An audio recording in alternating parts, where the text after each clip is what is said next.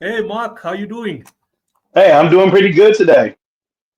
Nice to finally meet you and sit down to have a chat. Yeah, nice to meet you as well. Yeah. So just for the listeners, Mark and I were supposed to chat on Monday, but life happens. And the reason I'm mentioning this is because I want to start off the conversation. You were wearing a Raw is War shirt, so you were a WWE fan, and you actually went to hmm see one of the shows on Monday. So how was that, man? How was that experience? I'm sure it's not the Uh, first time, but how is the experience? yeah, the show was really great.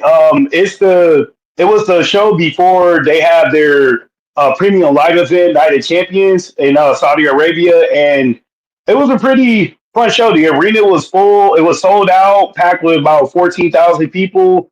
Live on Netflix, so the entire world saw Columbus, Ohio, cheering and screaming for their favorite wrestlers. It was a great time.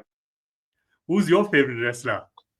Right now, I'm a big fan of Cody Rhodes. He's pretty cool, as well as Jay Uso, and he had one of probably the loudest entrants that night when he came through the crowd, and he had all of Columbus, Ohio, yeeting all over the place. Yeah, man. These days, I just catch the highlights. Like in high hmm school, I used to watch it a lot, and because at that time in high school, there was no television company that had a licensing deal with WWE, so we were hmm always behind. And then we had, like, I think it was, if I remember correctly, SmackDown should air like on a Wednesday in South Africa, and then Raw was like on a Sunday in South Africa, but like we were like 2 or 3 weeks behind, somewhere Yeah, around that's there. interesting. Yeah, that's interesting hearing how like other countries view the product. Because like here in the states, it's always Mondays or Fridays, and then Saturdays for the premium live events. But it's always interesting seeing or hearing from fans like across the globe how they watch the product. Yeah, I guess now we're living like in a different era. So now hmm there is a company that has a licensing deal. So now you can catch the live show. If you have that time for like 2 hours. hmm Or now we have YouTube. Where you can just hmm catch the favorite matches who you want to check out. And that's what I do. Except for like the main events. Like I love to watch that, and depending what the matches are like. hmm Then I will, like, okay, I'll wake up, and of course now for me to watch it live, I have to like be up like at 1 a.m. in the morning, South African time. Oh, yeah. I remember Yeah. a few years ago, I was over in the UK and they had one of their live events over there, Clash at the Castle, and the day before they had SmackDown on live, and there it was on at 1 in the morning, and that was just a whole different experience for me because here in the states it comes on at 8 o'clock, so having to stay up till Yeah. 1 in the morning to watch it live was just a different experience. It is a different, but it's exciting. But as I said, it just depends, what's the line I'm looking at and where the storyline is actually going. I'm Yeah. over the years, like, you know, changed, like I was a fan of The Rock, long time ago. Then after hmm The Rock, like it wasn't really someone specific I can say like I was interested in. And then when the bloodline started to take off and there was this huge hype around the bloodline, I was like, yeah, Roman hmm Reigns, he's my man. Yeah, that You was a know, pretty good yeah, storyline. A pretty good yeah, storyline for the last 4 years or so. yeah. But I mean, yeah, let's see what's next. Let's see what's next. Like I got a neighbor, or not hmm exactly in the building I'm in, but like the next building. So he's also like a hardcore WWE fan. And like this guy can just like predict, what's gonna happen. Like we'll get into this conversation. He's like, yo, John Cena's gonna win the title. I'm like, okay, hmm let's check it out. And boom, that happened. And then even before Randy Orton came into the storyline, it was like, no, Randy Orton is going to come back. And I mean, this was like after, John Cena won the title, after WrestleMania. Yep. And boom, Randy Orton comes in. I'm like, dude, are you like psychic or something? you Yeah, know? sometimes it's predictable because of like where the event will take place. So like with Randy Orton, their next pay per view or the next premium live event after WrestleMania was Backlash, and it was in Randy Orton's hometown of St. Louis. So most people kind of predicted that, and also it was just great to see those two go at it one more time because their careers pretty much paralleled each other for the past 20 some odd years because they came in around the same time. Yeah, man, it's exciting. I think this is the first time, I ever started off a podcast, talking about WWE. But look, man, we're Hmm. diverse. And this is also, the listeners and also myself included, getting to know you better. So also know Hmm. that you have fitness a lot, you know, Hmm. like that's your Yeah. yeah. Yeah. So let's start there. Before we get into your book and your artistic career, let's go back to like, your day one, like, a brief explanation where it all started for you. Want me to start off with how I came up with the idea for books, or just No. Just like, did you always want to be an author, or like was it fitness first and you concentrated on that? Like, how did you get into like so writing? so for me, when it came to fitness, that started way back in high school when I participated in the cross country and track, and then I just continued to really keep in good shape while I was in college. And in college, that's when I started to do weightlifting, bodybuilding, powerlifting because I just wanted to get bigger. And yeah, so through college, I did bodybuilding, and then a few years later, I got into powerlifting, and then after that, I just continued to lift weights just to stay in shape. As for the writing, that came about after, well, I was going to all of the Major League Baseball stadiums in the 2017 season, and there's 30 of them. So I was about halfway through at like 14 or 15. And at that point, I had encountered some interesting people. I had some particular, or not particular, some peculiar travel incidences. I was just like, hey, I could probably write a book about this. So after I got done visiting all 30 stadiums, I just started writing what I did each day I went to a game. And it took me about a year to write the book, but in 2019, I finally released my first book, and it was called "It's Game Time, Folks: Quest for 30," and it talks about all of the stadiums that I went to, or each game that I went to at a stadium. As for children's books, in 2020, everything shut down for the most part. I still had to go to work, but I had more time to think about what I wanted to do next.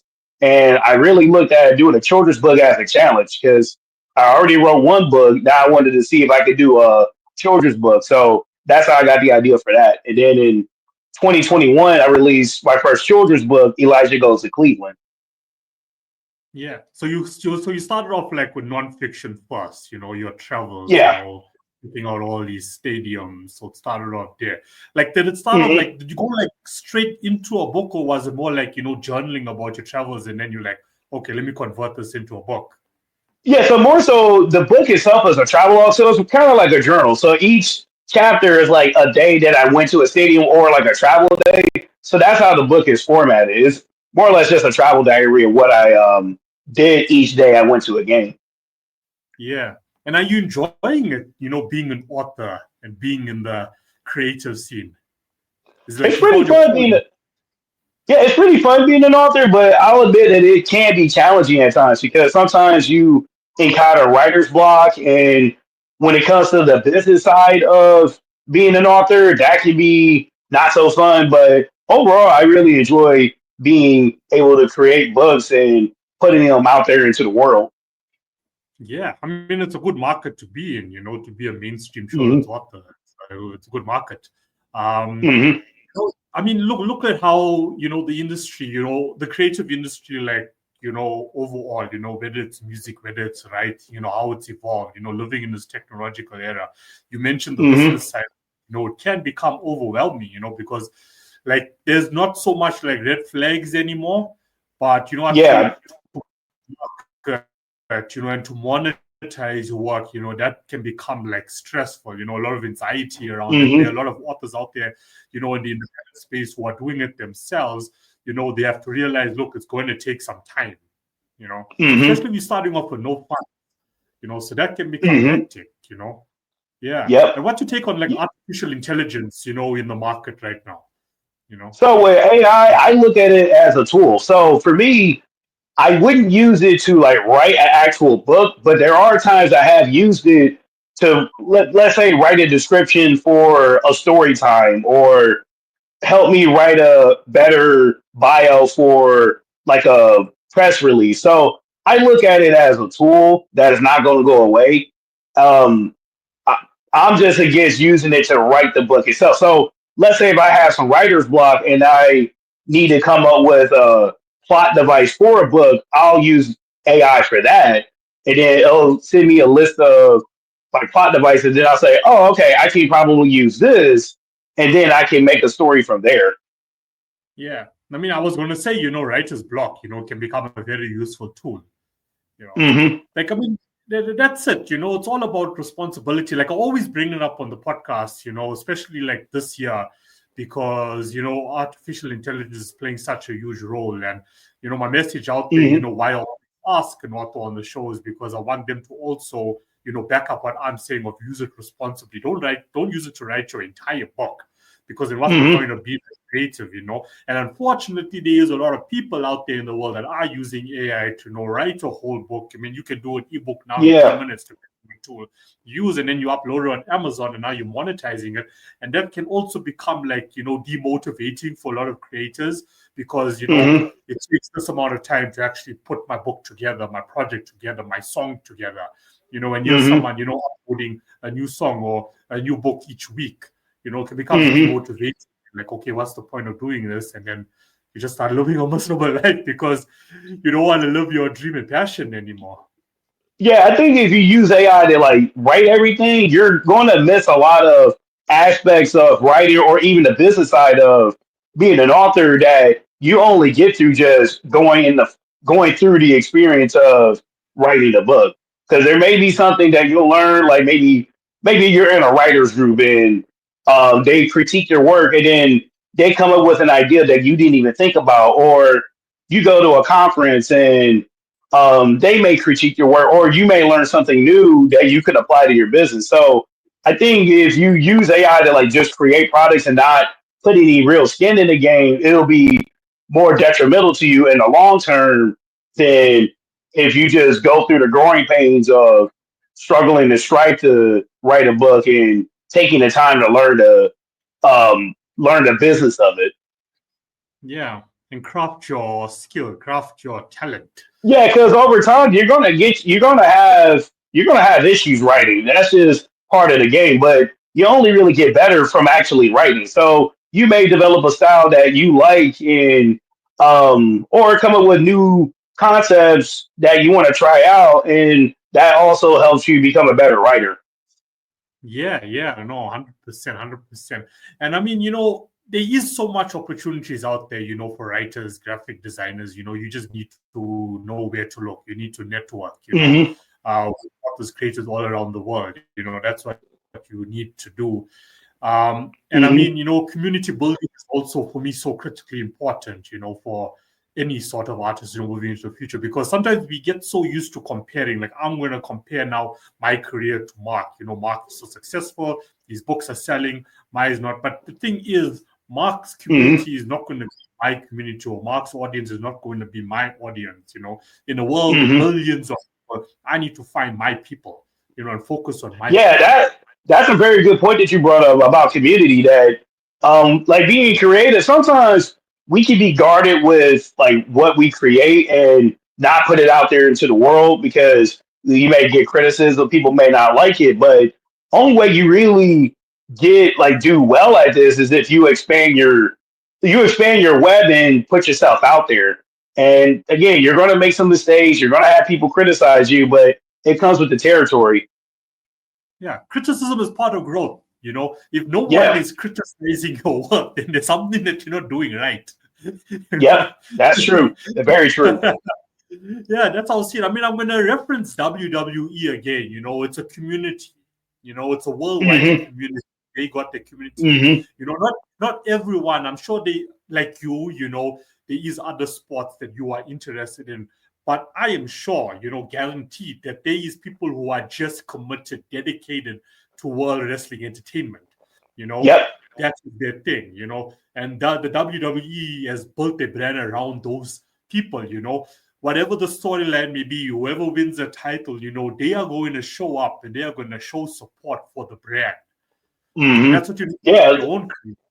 Yeah. Yeah, that was the same thing I experienced at WrestleMania this year. So this year was out in Las Vegas, and I went by myself, but since I'm surrounded by other wrestling fans, you're never really by yourself. The community is there. And then you also get a chance to meet people from not only across the country, but across the world. So my first day in Vegas, before I even did anything, I went to the famous Las Vegas sign, and one of the guys that I met, he came all the way from Australia for the show.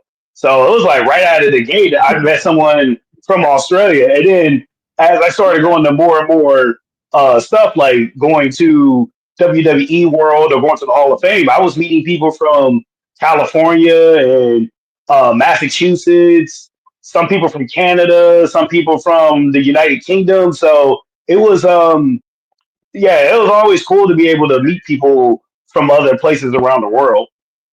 Yeah. See, there's it right there, the importance of branding yourself as an author or musician, Hmm. whoever, build, that solid brand, build a community, and they're going to be loyal to you forever, no matter what you're putting out. When your new book is Hmm. dropping, they're going to be there. If you're dropping merchandise, they're going to be there. If they know you're in town for a book signing, they're going to be there. You Yep. know, yeah. It's like a Yep. bigger purpose, right? Like it's not enough for me just to write a book or produce a song. It's not enough. Hmm. That's a bigger purpose. I need to elevate that brand now. What else do I stand for? Because WWE, once again, is not just about, two guys or two girls in the ring, hitting each other, wrestling with each other. It's bigger than that. Hmm. Yeah, that's for me. That's probably the most challenging thing about being an author is really letting the world know what you stand for and like what your purpose is. Like you say, you can release a book or a song. Okay, it's out there, but why should someone care about your book? Why should someone care about your song? Why should they care about you as a person? Because honestly, we connect. Like you may like the book or a song, but you really connect with people. So if you don't really have a connection with that person, you're probably not going to invest your time, your money, or your energy into that book or song or person or whoever. Yeah, 100%. I guess, one more question, before we jump into Elia. So you Hmm. got your own media company. Now, I could not pronounce the name. Do you want to pronounce the name of your company? Buckeye Muscle Media. All right, there we go. There we go. So your company is focused on what, publishing, or is it diverse? So right now the main thing is publishing, but I do want to branch into like video, maybe animation, make it a multimedia brand. But right now the main focus is publishing books. Yeah. And you also a chief content officer, so you handle all the content. And this is, Yeah, I so mean, that's yeah. yep, that's what So, I do. I just handle all of the content for the company. So like doing the Instagrams and YouTube and the books themselves and any other type of content. like, I mean, this complements, what we were talking about now. So, I mean, as a chief content officer, in 2025, like, some maybe some tips from your end, like what's working in this digital era, that can be beneficial for any creator out there. I would say video is very effective for me. So a few weeks ago, I released a like a video trailer of my book. It was about 30 seconds or so on Instagram, and typically for me, when I put reels up, I only get maybe about 150 to about 200 some odd views. This video got me over 1,800 views in just like a few days. So I said like, okay, I need to start creating more videos to Yeah. let the world know what I have to offer. Yeah. But I mean, being a children's author, like video content, is definitely going to work. Like if you, like you Hmm. said, branching out, like, I mean, if you take like Elijah Goes to Cleveland and you convert it into, a short movie, on YouTube, it's definitely going to attract, my opinion.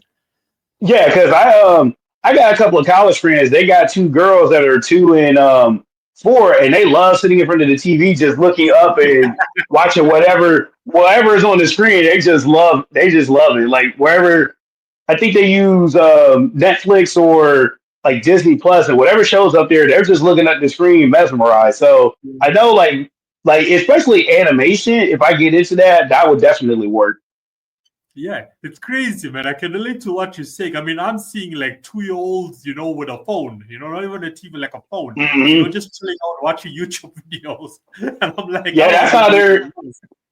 Yeah, like I remember when I was that young, I wasn't looking at a video on my phone. I was Yeah, playing with a Game Boy. yeah, yeah. Or playing outside, getting dirty in the lawn. Something. Yep.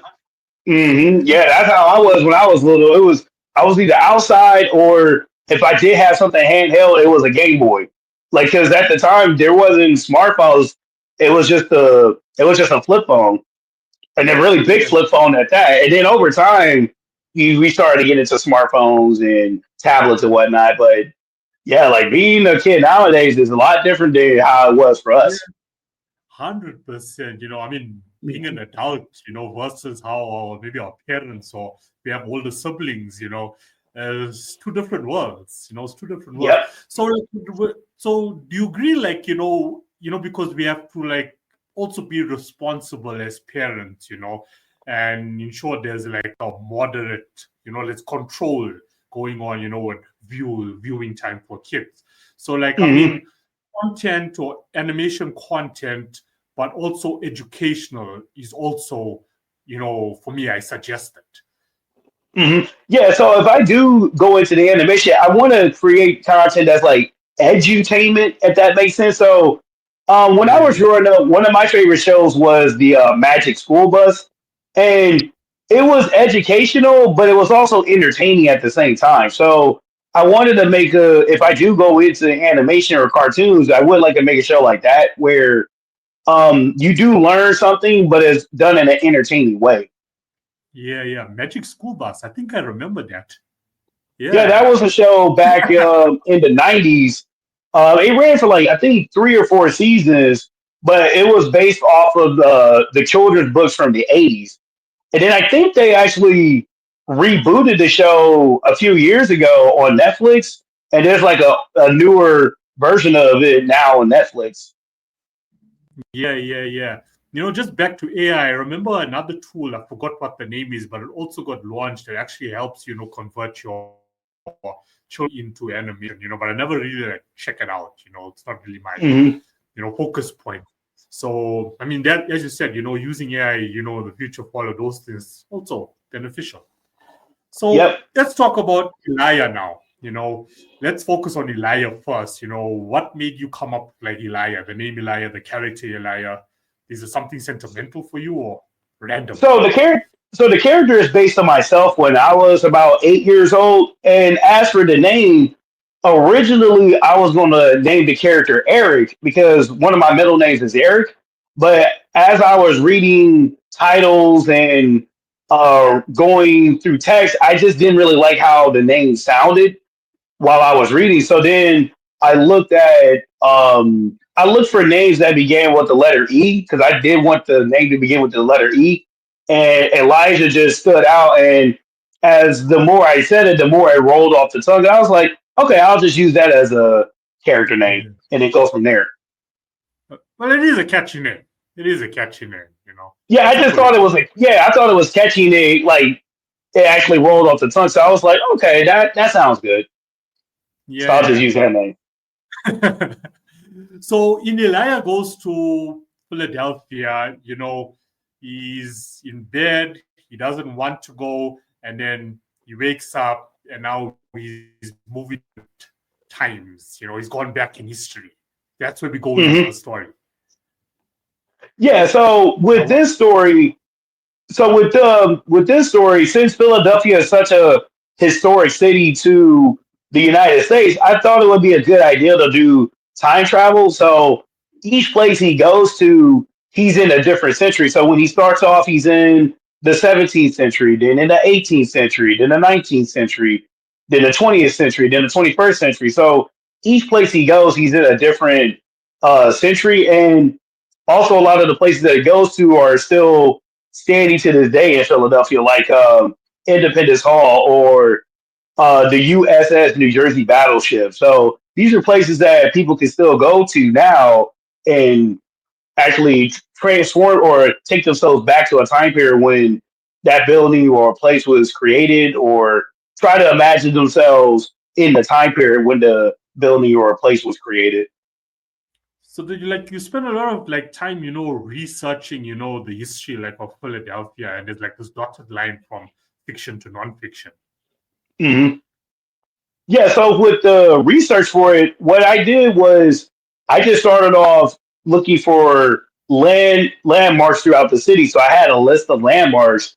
Then I took a map and tried to plot, or not try, I plotted where each place was. So in the story, I kind of wanted the places to kind of be spread out and not concentrated in just one area. That way, it'll encourage people to travel across the city and not just stick to one area. Yeah, yeah, yeah. And this is the second book of two in the series. Yes. Yeah. So the first book was Elijah Goes to Cleveland, and that was the book that I mentioned at the beginning of this interview. That one was more of a scavenger hunt style book, and that was my first children's book. So I just went out there. Since that's my hometown, I just went out there. I knew places that he could visit, and did some research on how to structure a book on YouTube as well as Google, and then just wrote it. Got an editor to look through it. Found an illustrator to put my chicken scratch drawings to paper, and then went from there. Yeah. So Elijah goes to Cleveland. Now Elijah goes to Philadelphia. Are you gonna hit all the cities or states, with Elijah? Is that Yeah, a future so plan?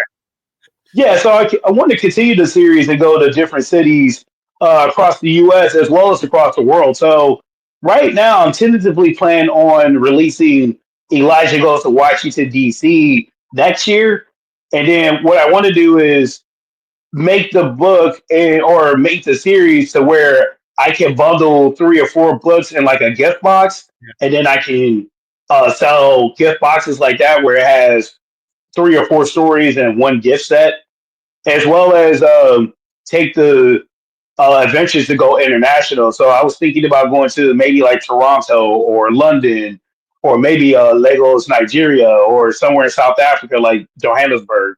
Yeah, and also, yeah, I just want to go around the world to see Elijah take his travel adventure to different places. Yeah. Elijah hits Europe, Hmm. It's different countries in Europe. No, that's cool. I mean, the box set, that's a good idea. That would be a dope Christmas present, to buy your kid. Hmm. That's an awesome idea. Yeah, I learned that little tip from a conference that I went to late last year, and the one of the presenters he has a box set, a gift a gift box set, and I thought I jotted it down. I was like, okay, that could be a good idea, but I have to write more books first. Yeah, yeah, yeah, 100%. I I mean, gotta take normally I you gotta take a couple of baby steps before I get to that point. but you just never know how fast you can go, right? Next thing you know, Hmm. a line goes to Washington is out, and then after that, I mean, what's the average length of your books at the moment? Right now they're just 32 pages, but it does Mm. take a while to actually create the book. So typically, when it comes to the writing aspect of it, I will give that about a month and a half to 2 months. It really depends on how backed up my editor is and how many books she has to edit. Then after the writing is done, I'll start drawing I'll start drawing some ideas of how that I want the illustrations to work, and also have some notes for each page and each spread. And that may take maybe about a week or two. Then I'll talk to my illustrator, give her the I'll give her the text as well as my drawings, and then I just let her do her magic. So I've used the same illustrator for both of the books, and we have a pretty good relationship where she knows what I like, I know how she works, so I can just send her the information. She does her magic. A day or two later, she sends me um, pictures back, and then I'll say, okay, maybe tweak this, or this is good, and then we go from there. Yeah, yeah, yeah. I was going to ask, is the book, just text, or is it text and illustrations showing Elijah's journey? Yeah, so it's text and illustrations. Yeah, yeah, nice. So I mean, you got a good team, and you work like on this autonomy level. You know what I mean? Like you publish the books yourself, but you got your editor here, you got your illustrator here. You know, so it's like a work for hire arrangement, or are they part of your company? Yeah, so everything right now is work for hire. Maybe someday I can get to the point where I can have a full time editor or a full time illustrator, but everything right now is work for hire. And there's another thing that if you want to do like indie publishing or do anything independent, you're going to have to get some good people around you. Like Yeah, it sounds good to try to DIY everything and do it yourself, but I think you could get a lot further along is you delegate some of the tasks to other people that have more expertise than you do. Like I do believe that you need to have an understanding of how some things work, but I would say let that person who's the illustrator let them do their magic. Or if you got an editor, let them do their magic because that's what their forte is. That's what their skill set is. So just let them do their jobs. 100%. I agree with you. I agree with you. You know, you need to know like your strengths, your weaknesses, and not that your weaknesses is a bad thing. You know, Hmm. it's just something that you're not really focused on. It's not something you're passionate about doing. So if you write, you know, do the writing and then look out for an editor, you know, Yeah, and that's why I always tell people it's like if you're gonna do this, you really need to understand who you are as a person first. And see if you're even up for the challenge of managing other people, managing finances, managing the marketing. So you really gotta be honest with you really gotta sit down, be honest with yourself and say, okay, this is something I'm good at, I'm gonna focus on this. This is something I'm not good at, I'm either going to improve that skill set or I'll just delegate that task to somebody else. So that's something that's really biggest takeaway I want people to get from this is that you really got to understand who you are as a person if you want to be in an independent publishing business. yeah. I mean, if we look at where the world is going, you know, and to build your business or your brand, you know, and being an artist, you know, being a writer or being a musician, you are an entrepreneur, you know, if you're an indie, Yep. right?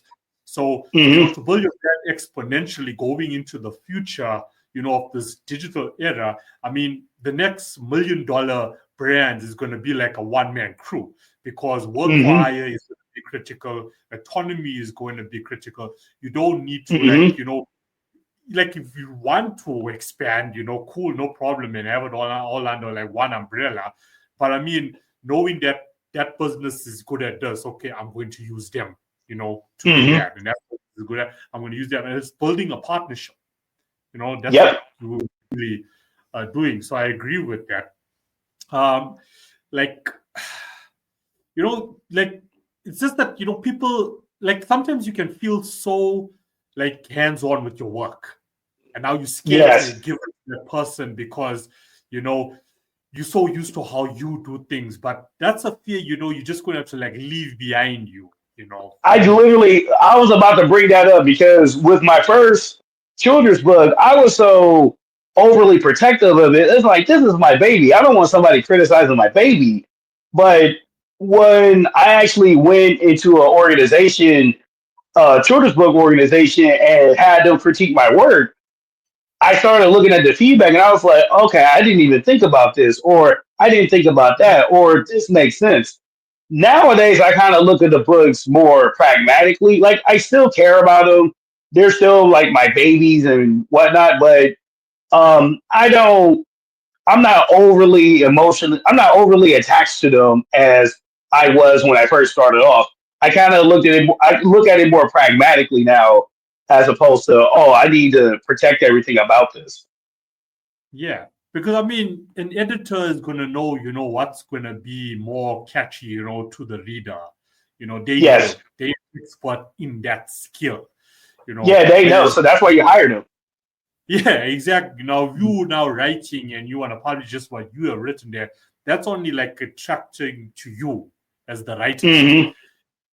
You have to. It's like being a Yeah, yeah. DJ. You know, you go into the club as the DJ. You know, you can't play music. You know that you like. You know, you Yes, have to know the audience. that's a very good analogy. You gotta understand who your audience is, and you really have to write for the audience. So sure, you can write books that you only you or only think are good. But if you really want to go out there and become like successful at the business, you got to write for the market, not just for yourself. Yeah, no, 100%. I agree with you. I mean, look, I'm mainly involved like in the music industry, Hmm. been having authors on the podcast now, like I think about like 4 or 5 months, because for me, I feel like, there's this umbrella, in the artistic world, and the same challenges or that music publishers face is the same ones that, writing publishers actually face. And I noticed that, Yeah, I think the there's gap is not so wide. Yeah, I think there's a lot of similarities between musicians as well as authors. Because honestly, I've watched some videos with musicians talking about publishing or how they create music, and when I listen to them talk, I'm like, wait a minute, that's pretty similar to what I do with books. Only difference is I'm putting stuff on paper, the musicians putting stuff on wax or on digital, and you hear what they say as opposed to me putting it on paper. Yeah, 100%. And I mean, as you said, the book can be 32 pages, but it's going to take you this amount of time to put the book together. It's the same thing that goes with Hmm. music. So, so for like independent creators out there, which is the main focus point, like with this podcast, this is real life stories is happening right here. Everything that Mark has Hmm. done to his career is the same thing you're probably going through now, or you have to expect, this is going to happen. So it's good advice, to walk away with. So thank you for sharing, not only about your work, your career, where it all started for you, about Elijah, but also the tips that's going to help the next, creative out there Hmm. listening to the podcast. Okay, cool. He did that. Let me try that. Oh no, I was skeptical about an editor, but Mark says, okay, use an editor. And now he's giving me the reason why I should use an editor that motivates you to go out there and look for an editor, you know. Hmm. Um, Yeah, I try to give advice that's practical and you can actually apply. And also, a lot of it is just experience. It's just me going through the trials and tribulations. And I also do believe that a good way to learn is also to teach. So you can teach people like how to do something or tell people what to do, and then they may offer some feedback, and you just say to yourself, "Hey, I never really thought about that. That's actually pretty different. Maybe I could use that for something later." It don't even have to be yeah, books. It could be something else in your life. yeah. And as you and I, Mark, just said now, you could be a singer now listening to the podcast and thinking, okay, an author speaking is not relevant to my career, but it is, the Hmm. similarities are there. It's the same process, especially if you want to be 100% in control and you want to be an independent, you know, Yeah. you're going to be Hmm. following the same principles, the same advice to build your career, to build your brand. The end product is just different. That's all it is. That's Yes. the only difference for me. My experience, of interviewing authors, that's my realization. That's what I've come to. It's only the end product that is different, but the Yeah. Like, process is. yeah, the process is damn near the same, but it's just the end product is different. Yeah, 100%. Mark, is there anything else that you want to mention, about your work? You can also say where people can find you online, where you're chilling out. So if you want to find me online, you can go to my website, markdarden.com. Also, I'm on Instagram, Facebook, and Twitter X at Buckeye Muscle. And also, you can find me on YouTube as well at Buckeye Muscle 1491. So if you wanted to see me do like see me during my travels or find out when the next book is going to come out, you can follow me on one of those social media sites, particularly Instagram because I post a lot on there. I've lately I've been trying to expand my reach and post on more social media sites. But if you really want to see me and like how I like what I'm doing day to day or see what I like in my interests, Instagram would be the best one. Yeah, thanks for sharing. It's crazy, how involved with content creation one needs to be these days. Hmm. It's such a critical component to one's career, and Yeah, sometimes you feel, I don't know about you, but sometimes I feel like, oh no, I need to post today, I need to I post. I get need to that do. feeling a lot, especially with so many social media sites that are out there like Twitter, X. Instagram, Yeah. Facebook, TikTok, LinkedIn, whatever social media sites out there. It can be hard to like keep up with everything, and it becomes overwhelming. It's almost a 24/7 job. You're never really off the clock. Yeah, that's the thing. You need to create your work. You need to manage your business. Now you also need to, create content, be your own content creator, own content, Hmm. manager, all those things. But that just falls under, being an independent, PR manager, Yep. distributor, publisher, Hmm. is this yeah. But I used to be like that also. I used to be all over the show, especially since 2020. When COVID hit, all these tools, were just coming out. This platform, that platform, and then what I used to do is I should go test it out, and I should see, okay, is this going to work for me? Does it complement my career? Is it going to bring me growth? What I'm Hmm. looking for, what's my end goal? And then you decide for yourself, as a creator, okay, what, Facebook works for me, LinkedIn works for me, X works for me, this don't work for me, so I'm not going to focus there. And that's what I had to do Hmm. for myself, because you can't be all over unless you got someone, that's working for you, that's going to be all over Yeah. for you.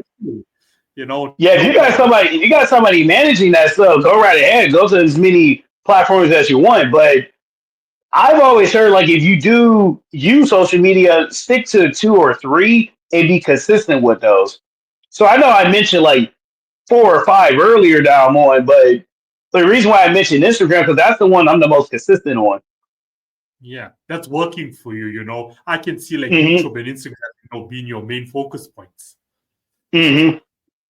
But I mean, the integration does help, does help. Like, I Yep. mean, if you link up your Facebook with your Instagram, then you only have to post on one, and automatically it's going to post on the next. So that does Hmm. help. But you have to be careful as well. Don't get too emotionally involved with what's happening around the world or in politics, because you will end up posting on one platform that's not meant for this platform, or you got someone on that platform that might be offended by what you're saying on this platform. So you have to watch out for those things as well. Yeah. Keep it about the business. Or even the type of content like the videos they work on Instagram and YouTube, but it may not work on Facebook or it may not work on LinkedIn. So you gotta consider that as well. Like where are you posting this, and is this platform suitable for short form reels that are about 30 seconds long, or do they value more long form videos that are about 5, 6, 7 minutes? So you kind of gotta experiment and see what works and what doesn't work. Yeah. No, 100%, 100%. So I will definitely share, your links in the description. And yeah, please, listeners, check out Mark's website and your book. Elijah Goes to Philadelphia. Is it available in Kindle as well? For international listeners. Yeah, so right now the book is available on Amazon as well as Kindle for a digital download. Okay, perfect. That'll make it easier. I know sometimes when I want to get a book as well, and you think about, okay, if I order, it's only going to come like in 2 or 3 months, all the way to South Hmm. Africa. It just makes it easier. But I don't know about you, like for me, I like the physical book, Yeah, I'm more of a physical book person too, but I also got to understand that there's people they do value the digital version of it. So Yeah, I made a digital version of the book. That way I can post it on either Amazon or wherever digital books are sold. That way it's just another revenue stream. But I'm yeah, always more of a physical. I want to have the book in my hands yeah, type yeah, yeah, person. yeah. I understand. You have to be, accommodating to the whole entire market. I've interviewed, authors where, when I ask about their reading preferences, they all about Kindle. Kindle is Hmm. their ground. They prefer that. And then they'll be like, but no, my daughter, she likes the physical. So just different type. But you, as an author, you got to cater for all. You know what I mean? Like if I release music, I can't just be like, okay, I like Spotify, so I'm just gonna leave it on Spotify. Now I also got to put it on Apple Music as well. Yeah, that goes back to Yeah, expanding your web. You got to put it into as many stores as you possibly can. yeah, 100%. Mark, thank you so much, for coming on the podcast. This has been enjoyable, from WWE to branding to your books, to marketing tips. Yeah, So, this has been a great interview. Thank you for having me. no, cool man. So we got Knights of Champions. That's coming up next. Yeah, that's on Saturday. Unfortunately, I'll be at work while that's going on, but I can always watch the replay later. That luckily, like nowadays, with having like Peacock and Netflix, I don't have to Yeah, watch it like right then and there. I can just watch it later. yeah, Back yeah. in the True. 90s, back in the 90s, you had to watch it like when it happened or you missed it. Yeah, yeah. For me in school, I told you, there was no licensing deals. And like if it was WrestleMania, you're only catching it like in the next 2 to 3 weeks, and Hmm. all we used to do, and those days, there were phones, but I mean, smartphones wasn't a thing, Blackberries was just coming out. So what we used to Hmm. do is we used to Google. So we knew like, let's just say WrestleMania was on a Sunday, the Monday now, at school, we'll check, okay, who has a phone, and then you Google to check now who won, Hmm. That's what we used to do. Yeah, that's crazy. It was crazy, Mark, thank you so much. Please enjoy the rest of your day and all the best with all your future works at the end. And good Yeah, luck thanks to for you, having Ryan. me. Thank you. You have a good one. Okay, bye. See ya.